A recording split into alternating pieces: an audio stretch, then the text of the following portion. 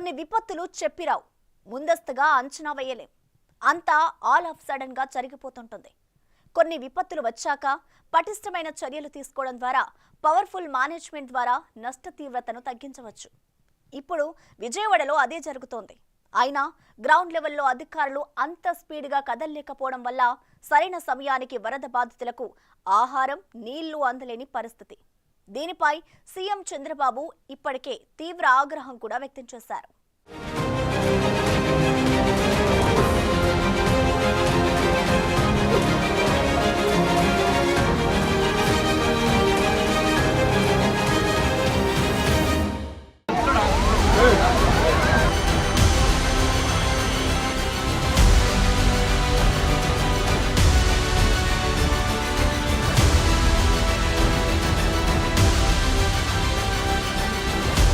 విజయవాడలో వరద బాధితుల పరిస్థితి ఇలా ఉంటుందని ఎవరూ ఊహించలేదు. ఎంత వరదొచ్చినా పక్కనే కృష్ణానదుంది. వరదనంతటినీ తనలో కలిపేసుకుంటుంది, డోకాలేదు అనుకున్న వారికి బుడమేరు చుక్కలు చూపించింది. ఇప్పుడు బుడమేరు చుట్టుపక్కల కాలనీల్లో పరిస్థితి ఎలా ఉందంటే, ఆహారం కోసం ఎటు చూసినా వరద బాధితులు పరుగులు పెడుతున్నారు. దొరికిన వాళ్లకు దొరుకుతోంది, దొరకని వాళ్లు పస్తులుంటున్నారు. ఇక పిల్లలు, బాలింతలు, వృద్ధుల పరిస్థితి చెప్పక్కర్లేదు. ఫుడ్ ప్యాకెట్స్ అందిస్తున్న చోటికి పిల్లలు, మహిళలు, వృద్ధులు వెళ్లలేకపోతున్నారు. ఇక జేసీబీలు, బోట్లు వెళ్లలేని చోటికి భారీ డ్రోన్ల ద్వారా ఫుడ్ సప్లై చేస్తున్నారు. చాలా చోట్లకు బోట్లు కూడా వెళ్లటం లేదు.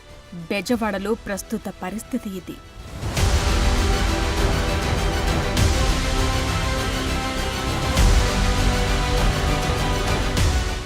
ఎటువంటి సౌకర్యం కేరళ రోడ్డు ఉంది, అక్కడ వచ్చే నాదులు లేడు, మంచినీళ్ళు లేవు. ఇళ్ల లోపల 4 అడుగులు రోడ్డు మీద ఉన్నారు, 3 అడుగులు నీళ్ళు వచ్చేసినాయి. దయచేసి సపోర్ట్ ఏం లేదు, అక్కడ మంచిని ఇచ్చేవాడు లేదు. ఒక బాడీ చచ్చిపోయింది బ్రహ్మం గారి గుడిలో, తీసుకెళ్ళడానికి కోసం రావట్లేదు. 3 రోజుల నుంచి బతిమలాడుతున్నాను. దయచేసి అందరికీ సహకరించాల్సిన కోరుతున్నా. ప్రజెంట్ వచ్చేసి 100 బోట్లు పెట్టారన్నారు. ఒక్క బోటు కూడా సందుల్లోకి కానీ రావట్లేదు, మెయిన్ రోడ్లో వస్తున్నాయి. వచ్చిన ఫుడ్ అంతా కూడా అక్కడ మొత్తం చాలా వరకు వేస్ట్గా పడేస్తున్నారు. జనాలకైతే చేరట్లేదు సార్, జనాలకు చేరట్లేదు. జనాలందరూ కూడా బయటకు రావాల్సి వచ్చిన పరిస్థితి అయింది. ప్రస్తుతం వరద పోయి బురదే మిగిలింది. సామాన్లేవి పని చేయకుండా పోయాయి. ఎవ్వరిని కదిలించినా దీనగాథలే వినిపిస్తున్నాయి. తమవారు కనిపించక కొందరు, తిండి తిప్పలు లేక అల్లాడుతోన్న పిల్లలు ఇంకోవైపు. అంతటా కన్నీళ్లే. పీకల్లోతు నీటిలో నుంచి సాహసం చేసి ప్రాణాలతో బయటపడ్డ వారిది ఒకెత్తైతే, అక్కడే పై అంతస్తుల్లో ఉన్నవారి పరిస్థితి మరోలా ఉంది. ఇంకోవైపు వరద నీళ్లలు, పాములు, విషకీటకాలు చుట్టుముడుతున్న వారిది మరో సమస్యగా మారింది. చివరికి ప్రాణం కాపాడుకునేందుకు చాలా మందికి గుక్కెడు మంచినీళ్లు దొరకటం లేదు. నిజానికి ఆహారం, పాలు, నీళ్లు రోడ్డుపైన ఉన్న కొన్ని ఇళ్ల వారికి మాత్రమే అందుతున్నాయి. లోపల వేలాది కుటుంబాలు ఇంకా సాయం కోసం చూస్తున్నాయి. వరద గుప్పెట్లో లక్షల్లో జనముంటే 10ల సంఖ్యలోనే డ్రోన్ల ద్వారా ఆహారం అందుతుంది. అయితే అందరినీ కాపాడే విషయంలో అధికారులు నిర్లక్ష్యం చూపుతున్నారని సీఎం చంద్రబాబు ఫైర్ అయ్యారు కూడా. అదే నేననేది మానవతా దృక్పథంతో ఆలోచించమంటున్నాను. మన కుటుంబ సభ్యుడు ఒకడు చనిపోతే ఏ విధంగా ఫీల్ అవుతామో ఆ విధంగా అధికార యంత్రాంగం ఫీల్ కావాల్సిన అవసరం ఉంది.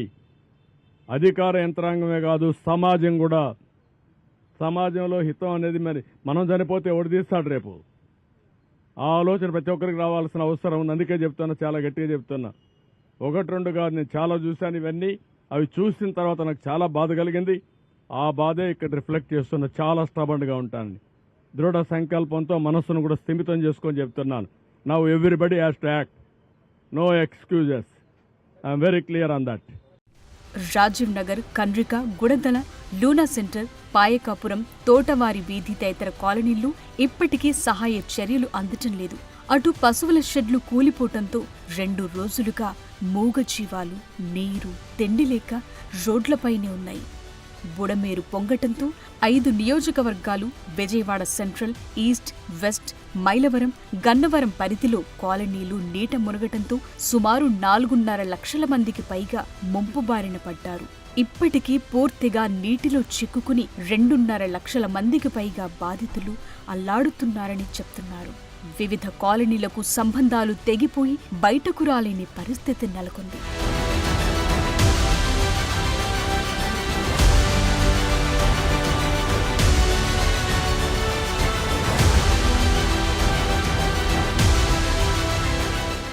ఎవరు రావట్లేదండి.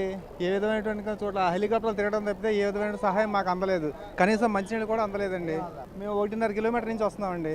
మొత్తం లోపలంతా కూడా అలాగే ఉంది.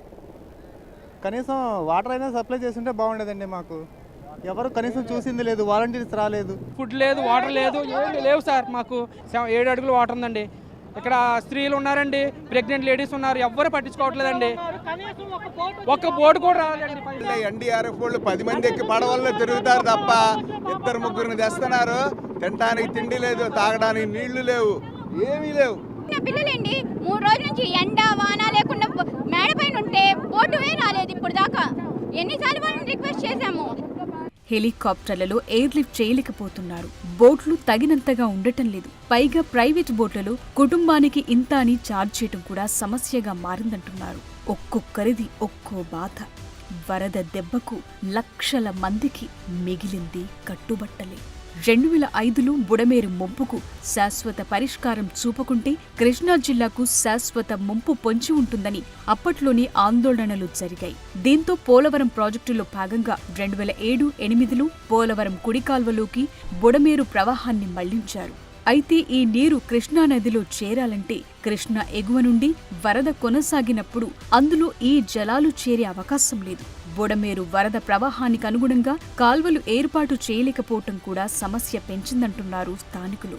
తాజా భయానక ఘటనలు గుర్తు చేసుకుని ఉలిక్కి పడుతున్నారు. అంతకుముందు అసలు వానే లేదు, వరద లేదు. ఏ కాసిన కూసిన వచ్చినా వెళ్ళిపోతుండే, మాకు ఇబ్బంది ఉండేది కాదు.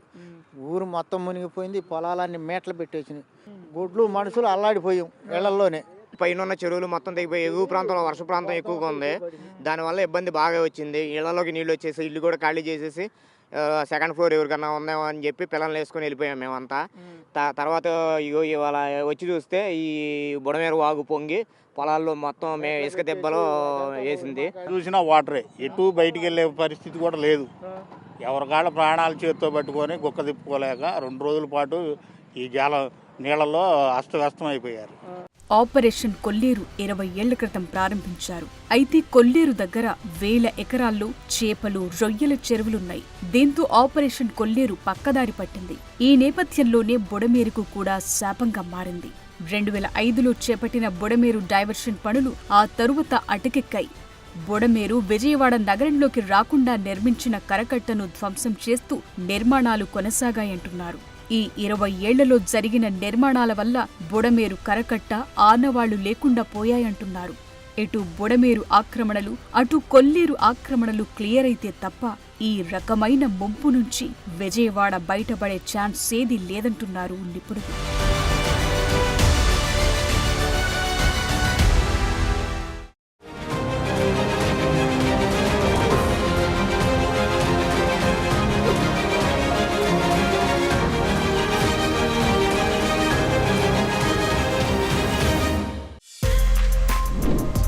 For more videos like this, subscribe Big TV channel.